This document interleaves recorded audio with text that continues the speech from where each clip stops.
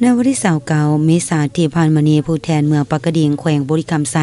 สาธารณรัฐประชาธิปไตยประชาชนลาวนำพาโดยทานพงศวัสดิ์คำสุขทาวงศ์ห้องเจ้าเมืองปากกดิ่งพร้อมด้วยคณะ26ท่าน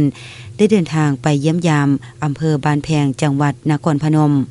ซึ่งได้รับการต้อนรับจากทานลาสวัสดิ์เพชรไพฑูรย์ในอำเภอบ้านแพงพร้อมด้วยคณะอย่างอบอุ่นอยู่ที่ห้องว่าการอำเภอบ้านแพง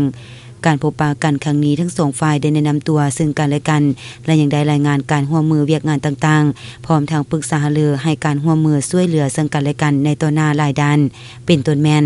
เวียกงานสาธารณสุขเวียกงานป้องกันความสงบตามแนวชายแดนเวียกงานแก้ไขไฟไหม้ลามป่าและหารือยกระดับด้านประเพณีท่าสะอาดเมืองปากกดิ่ง5ท่าโพไซอำเภอบ้านแพงให้เป็นด้านสากล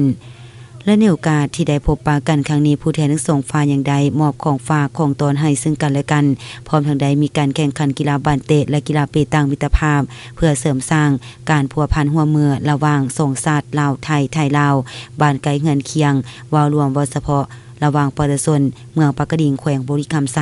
สาธารณรัฐประชาธิปไตยประชาชนลาวและประชาชนอำเภอบ้านแพงจังหวัดนครพนมราชอาณาจักรไทยให้มีความสามัคคีฮักแพงแบ่งปันไปมาหาสู่กันแบบบ้านไกลเงินเคียงให้นับมือนับดีขึ้น